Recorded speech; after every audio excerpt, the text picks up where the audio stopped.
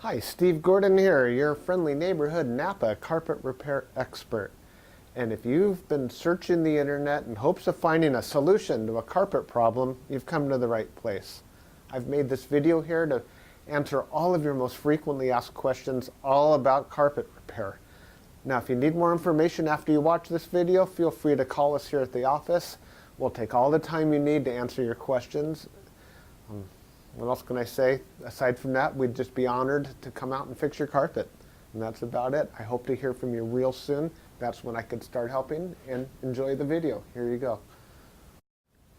Hi, Steve Gordon here, your friendly neighborhood carpet repair guy. And I promise you one thing, and that is I'm absolutely not an actor. So if you're looking for an actor to talk about carpet repair, you've come to the wrong place. But if you want to know about carpet repair, whether it be carpet stretching, patching, Berber carpet repair, commercial carpet repair, transitions between your carpet and a floor, maybe your stairs need repaired, a seam could need repaired, or a few other things, well, in that case, you have come to the right place, because I'm going to talk to you about that, and I'm going to try to answer as many of your most frequently asked questions as possible. And before I get to that, I am going to talk to you a little bit about our guarantee, how to get an estimate, the bid, and a couple other details. So I hope you enjoy my recording, and please be patient with me because I don't have a script. I've got a dozen notes here to go off of, and it's just going to be right off the top of my head, and try to really just answer all the questions I can ahead of time so that you have a little bit of education when you call us, and I certainly hope you do. So first, I'd like to talk about the guarantee. When you call us, you're going to get a 100% unlimited, unconditional lifetime labor guarantee. And what I mean by that is that either you or your carpet or both are going to be completely, absolutely, and thoroughly worn out before you ever have to pay to have that carpet fixed again. So again, 100% unlimited, unconditional lifetime labor guarantee, that's forever. How you get your estimate in the first place is after you watch this recording, give us a call here at the office, and we're going to give you something like a phone guesstimate. We'll give you an idea of what you might expect to pay. We might tell you something like between $150 and $300, or we might say between $200 and $400, or something like that. We're not going to know exactly, or even not even all that close, how much it's going to cost to have us fix your carpet for you. So if you feel like we're in the right sort of price range, then we're going to schedule an appointment to come on out and actually give you an absolutely free, no obligation bid.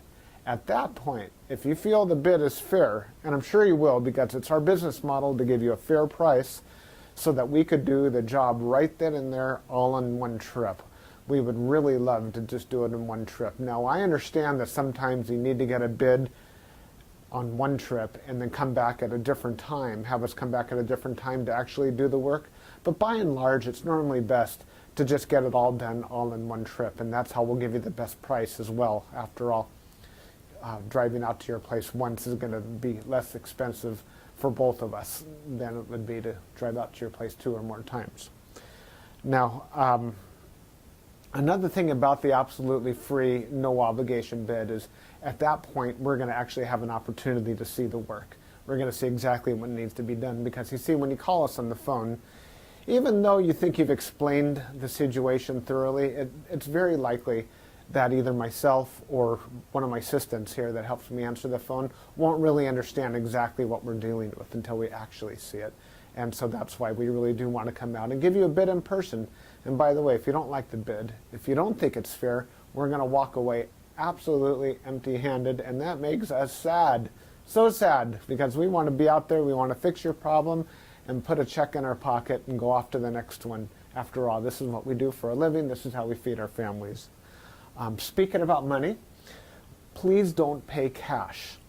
We would really prefer that you pay with a check made out to Creative Carpet Repair, or use a credit card. You can call in the office with a credit card. So cash, it's against the agreement I made with all my contractors. Now, If you work with me directly, if I'm the actual contractor that shows up to your house and you want to pay me cash, I'm happy to take it. But for any other contractor throughout my entire company, please don't pay cash. Now, I want to talk a little bit about the carpet repairs. I've got a little bit of housekeeping out of the way. Let's talk about carpet stretching. Most people wonder why their carpet is all rippled up. So if you look out at your carpet and you see more waves than the ocean, or it's more rippled up than you can believe, and there's peaks and valleys in your carpet and you're getting seasick just looking at it, or if it's a trip hazard, there's a real good chance that your carpet was never stretched in tight enough to begin with. You see, whoever stretched your carpet the first time around more than likely didn't use a power stretcher. Now what a power stretcher is a pole that it butts up against one wall on one side of the room, and this pole runs all the way across the room to a head that's on the other side. And when we push down on this handle, the carpet gets stretched, and it gets stretched so tight that we have no doubt at all that we're going to be able to live up to that unlimited, unconditional lifetime waiver guarantee. That carpet will never ripple up again. You have my absolute word of honor on that. And if I'm wrong, we'll do it again for no charge at all. When we stretch carpet in a room, it's always best to have the room completely empty. We can empty the furniture out of the room for you if that's what you need, but more often than not, the customer will want to get as much as possible out of the way. Now, don't strain yourself. Don't go moving a giant king-size bed or a dresser that weighs, more than 10 elephants. That's not cool. We have special tools. We have these sliders that we can put underneath the legs of the furniture. So even if your dresser weighs a couple hundred pounds and it's harder than heck to move, we get those sliders underneath there and we can move that stuff around if that's what we need to do. So don't strain yourself moving the furniture. Also, if you have a king-size bed and it's just completely unreasonable for whatever reason to move that bed, quite often we could stretch the carpet in that room without moving the bed. It's a lot more work. Those poles that I spoke about, they go actually underneath the bed, so we stretch the carpet right underneath the bed to the other wall. And it's a lot harder. It takes us a lot more time and effort, but it can be done. So that's a little bit about carpet stretching. We use a power stretcher. We don't just kick it in with our little Susie Homemaker little knee kicker, and it leaves a little bit of extra carpet at the end. We cut off that excess, and you'll see how much carpet we cut off when we're done. We throw it in a bag, and we tuck in the carpet along the edge, and boy, life is good. It looks so much better. One thing that you might be aware of when we finish, though, is if you had large ripples, the carpet could be soiled along the top ridge of those ripples more than at the valleys, and that makes sense. Where you're walking, that's where it's going to get more dirt. So after you stretch the carpet is a real good time to have the carpet cleaned. Also, the carpet's out of the room, and the furniture is out of the room, and it's just a great time to clean the carpet. It looks a lot better at that point. Mind you, like I said, this is unscripted, so I'm just going to talk to you about carpet repair. Now let's talk about Berber carpet repair for a minute. Berber carpet repair has rows. Well, Berber carpet has rows. And actually the word Berber carpet, or the name Berber, it isn't exactly accurate. Berber carpet actually comes from a place out in the Middle East, country or countryside, where the area is called Berber, the Berber people or something like that. Anyhow, it's a very expensive rug, Berber rug. That's the actual meaning of the word Berber rug. The Berber carpets that we find today are very similar. There's loops and there's rows, and if you pull on one of those loops, or rows becomes unglued somehow, it could make a run, what we call a Berber run. So when you pull on that thread, it's like it's unzipping right in front of you. It's like, oh my gosh, what has happened? I've got this zipper run going all the way across the room. Now your higher end Berber carpet, that doesn't likely happen. It almost never does. But the lower end, middle of the road and lower end Berber carpet runs all the time. So when we fix a Berber carpet, what we're going to want to do is take out the bad area and patch a new piece in there. Sometimes we could actually weave a little bit of some new loops right into the place where that carpet has come unfurled. But more than likely, we're going to want to put in a Berber patch in that area. One reason that Berber comes apart at the seams is because the carpet was never sealed at the seams well enough to begin with. Your carpet installer that originally installed that carpet was supposed to use a latex sealer or even a glue gun or something to seal the edges of the carpet. Now, if they don't seal the edges of the carpet, that's one reason that Berber carpet is just going to unfurl like crazy. So when we put in a patch or fix a Berber carpet, that area gets sealed. Now, we give the unlimited, unconditional lifetime waiver guarantee on Berber carpet as well. But mind you, just because, let's say you have a 12-foot seam and we fix 3 feet of it, that's the part that we guarantee. The rest of the seam we're not going to touch. And you may have a problem with that in the future.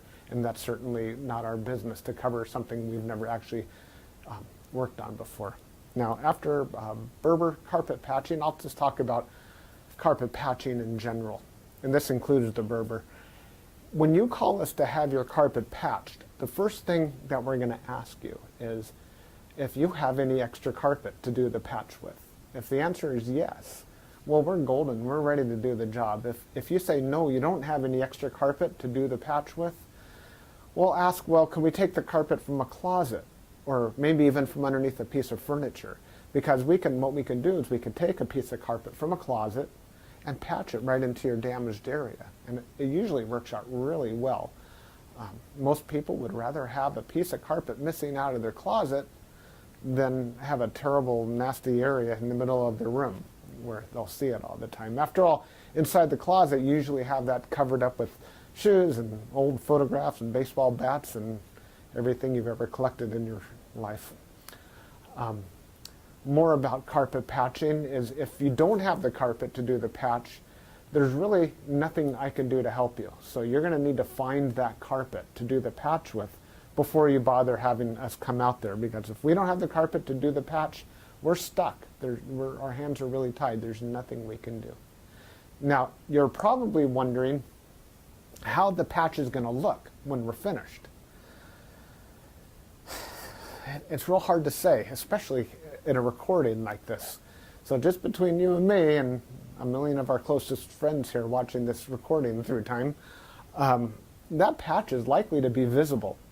You see, if you take a piece of carpet that's never been walked on, it's never been soiled, it's never seen the light from the window coming in so it hasn't faded out, and you take that brand new looking type of carpet or piece of carpet and patch it in to an area that has been worn, it has been soiled, it has been faded out by the sunlight, well, certainly you're going to see the difference between the new carpet and the older carpet because it's patched right in the middle there.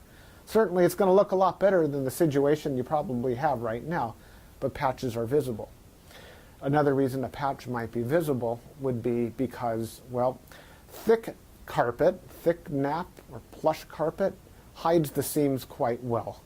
A short nap carpet, like a Berber carpet, for example, or any of the commercial type carpets, they're very short nap. They show the seams far more.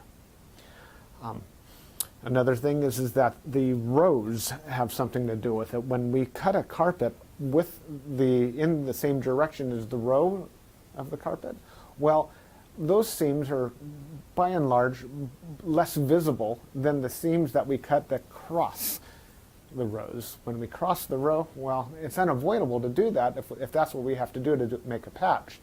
And those seams stand out a little bit more than the ones that go along with the rows. So carpet patching, that's what we specialize in. We could absolutely do that for you. Have the carpet available for us, and we also back up our patches forever, just like everything else, just forever and ever and ever. That patch will never come up. After patching, well, we could talk a little bit about pet damage also when we talk about patching. If you have an animal, a dog or a cat, or I've even seen it's been a bunny or a few other animals that have actually gotten locked behind a closed door. What'll happen is they'll get that separation anxiety and they'll try to dig their way out and they'll just rip the heck out of the carpet. That's one of the main reasons we'll do carpet patching. If that's the case, well, certainly it's just like any other patch. You supply the carpet, we'll put it in. However, if that animal didn't tear up the carpet, if they actually urinated on the carpet, there's a whole other thing we can do about that, and I'm going to need your help for that. what we'll do is we're going to ask you to go to the pet store or go online and buy twice as much of a product as you think you're going to need, maybe 4 times as much, to actually kill the odor. Now, the product I'm talking about is actually an enzyme, and what we'll do is we'll pull back the carpet, we'll remove the padding, clean the floor, and you'll pour this enzyme onto the floors underneath it all. And that enzyme will eat up all the proteins that contribute to the smell of the urine in your carpet. Then we'll put in new padding, and you'll pour that enzyme cleaner all over the backing of the carpet as well at that time. I'll reinstall the carpet, and then one more time we'll use that cleaner and we'll just soak that area of the carpet with that enzyme one more time. And that's likely to kill the scent altogether. That smell should be completely gone. If not, it's probably because your animal found another place that you don't even know about, and I'm sorry about that. There's nothing we could do about your animal. Now that we've spoken about pet damage, I like to talk about carpet to floor transitions. A lot of people call us because they've put in a new floor. Maybe it's a tile or a wood floor, and their carpet now needs to be finished along that edge. More often than not, we don't need to put in any kind of metal there. There's a lot of different types of situations where you do want a metal. If you have an apartment building and you want the carpet to last a long time between the carpet and, say, for example, a linoleum floor, we could put some metal there. There are flat metals. They're the type of metals that they're called, I've called them beat-down metals before. I'm not sure exactly what they're called. Beat-down metals, they're golden, they're silver, and the carpet goes right in there and it gets hammered down. Gives a nice clean edge, and it protects the edge of the carpet for a very long time. But if you're like most homeowners, that's not why you're calling us for a transition. You're calling for the transition because you just put in a nice marble or travertine floor, or maybe a wood floor. And so what we'll do with that is we're going to pull back the carpet and put in a new tack strip right up alongside that floor. Now that floor is going to be holding the place as if it were a wall. So here's your floor, here's your tack strip right in front of it. We're going to pull the carpet over that tack strip and tuck it in right there. So all you're going to see is a nice smooth transition between the carpet and the floor. Now, many times when you put in a new floor, it's important to put in some work into the subfloor underneath, and that might include using hardy backer or some other type of material that raises the floor up even higher than it would have been. So let's just say, for example, you've got a 1/2 inch new tile and another 1/4 inch of underneath there of a hardy backer, or it could even be more. It could be 3/4 of an inch altogether, or even more, that is higher than the carpet. That's extreme. It's usually not that high, but let's just say it is. If we just bring the carpet up and end it right there, well, you're going to stub your toe against that thing. You're going to be cursing to holy high heaven every time you do that. It's just not fun at all. Trust me, it's not. You'll understand if you ever do that. What we're going to want to do in that case is one of two different solutions. We're going to do one of two solutions. One is we can pull back the carpet quite far and use a product like a Fix-All, which is a very fine cement type product. And we're going to feather in a nice ramped area, so we raise the level of the floor slowly up to meet it. What's great about that is the floor and the carpet will be at the same level, then you won't stub your toe. What's not so great about that is when you're walking up that little ramped area, well, you feel like you're walking uphill. There's really no way around that I know of outside of pulling out all your carpet and floating a whole new layer of concrete, self-leveling concrete on the entire concrete floor and underneath. That's a lot of work. It's possible that would be the perfect way to do it if I were working on a $10 million home in Beverly Hills, that's probably what I would be doing. I would be raising the entire floor to be level with, so the carpet could be level with the floor. But here in the real world, what we'll normally do is rise it up with some Fix-All, or we could do it even easier. We could use shingles, cedar shingles. Cedar shingles are about that long, and that makes a nice little ramp up, and it normally works just beautifully. It's quick, it's easy, we can get it all done in one trip. So we're going to raise the level of the carpet right up to the level of the floor, and you're just going to be happy as can be about that. Some transitions are round, curved. Other transitions could be squared. There's 100 types of transitions out there. And if you look on the internet under carpet to floor transitions, you're going to see a lot of examples. Perhaps even on my website, you can see some other examples. And so when you call us, you can explain what you're dealing with, and that would help us with the program here. Stairs. So, do you have a problem with the carpet on your stairs? I did a job like this just today, where the cat had actually torn away the corners of almost every stair all the way up the stairway. The lady was not happy about this. My solution to this was that, well, first of all, I asked her, do you have any extra carpet? And the answer was yes. You can take the carpet out of a closet. And I told her, well, you're going to have carpet missing out of a closet. And she said, well, that's fine. You can put this carpet in the closet. So she had something that didn't match at all. And she didn't mind because, well, she just didn't care that the carpet in the closet didn't match halfway through. So I took the carpet out of the closet, and the first thing I did is I completely replaced the first two stairs, because after all, the first stair or two wears out faster than everything else anyhow, and those first two stairs were pretty trashed. Instead of just fixing the little corners, just replace the entire stair if you can. It'll make a world of difference to have something new there. With all the rest of the stairs, I just did these little bitty patches all the way up one side and all the way down the other, and it was just beautiful. I think it gave her probably another 10 years of life to her carpet to fix those stairs. Another thing you could do with stairs, what some of my customers have done, and I love this idea, is replace the entire stairway by, well, let me back up a little bit. Let's just say you have a 3 or 4 bedroom house, and it's the same carpet throughout the entire house, and your stairway is pretty much in the middle of it all. And if you replace the carpet on your stairs, well, it's going to be a slightly different color than the rest of your carpet, and that's going to look low class, and we don't like that, do we? No, we don't.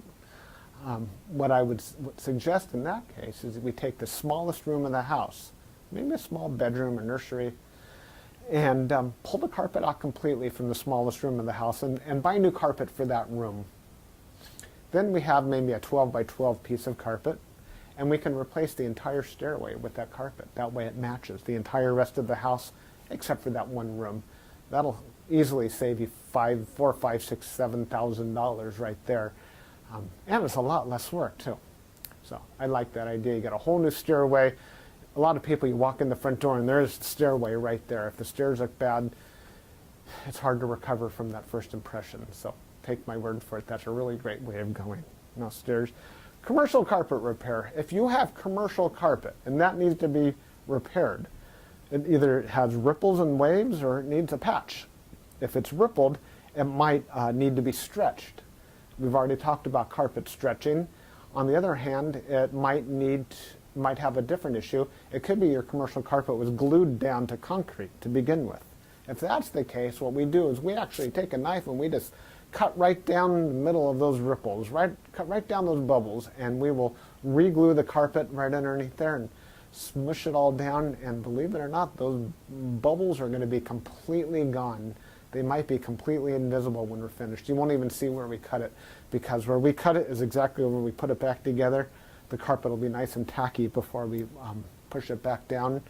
It's a great solution. But if the carpet needs to be stretched, well, we have to get the power stretcher out, and we'll fix it up that way. Now, if your carpet in your commercial building, say you have an office, is because, let's just say that you removed a wall between two rooms. If that's the case, you may have a strip of carpet that's missing. It's always a great idea to just get a completely different color. So if you have blue commercial carpet, go get a piece of red or black. Just something completely different, because a patch going all the way down through the middle of the room that's just a little bit off, it looks low class again. But if we put a strip of red down the room, or burgundy or black, people walk in and they go, oh yeah, these people have got some class. They got a decorative idea. So that's just my opinion. Use a completely different color if it's something goes all the way across the room. Now if it's just a patch, a small patch for whatever reason, and you have a little extra carpet, we can always patch it in with whatever you have. Seam repair. Good news and bad news. The good news about seam repair is that we can make your carpet so the seam doesn't keep getting worse. The bad news is that if it looks bad now, it's probably not going to ever look good again, regardless of what we do to it. Seams have to be done properly the first time. You see, when we seam a carpet together before it's installed, we'll use a straight edge and we'll cut down both sides of the carpet, and then we're going to seal the carpet on both edges, and then we're going to seam it together, and it'll be perfect. When it's completely cooled down, then we stretch it in. If we go back and try to open up the seam and cut that carpet off and try to bring it together, the chances of it ever looking better are right around 0. So I'm sorry to tell you that your seam repair, we can make it possibly look a little bit better. We can make it stop getting worse. We can make it not be a trip hazard any longer. But don't have your expectations too high when it comes to seam repair. The last thing I want to talk about is flood damage. Now, if you're watching this right now and you've got a flooded out carpet, you are in a world of hurt, and I'm sorry. The first thing I would do if I were you is probably have about 3 fingers of scotch. And then I would go ahead and get an extractor, like a hot water extractor. You can rent them at the just about any rental yard, and just start extracting all the water. Pull back the carpet, get rid of all the padding that's underneath your carpet. Rent a couple of blowers, or as many blowers as you need, and these things, they kind of look like a snail. As a matter of fact, that's their nickname in the field. We call them a snail. And they're shaped like that, and boy do they ever blow. And you can blow dry the whole underneath of your carpet.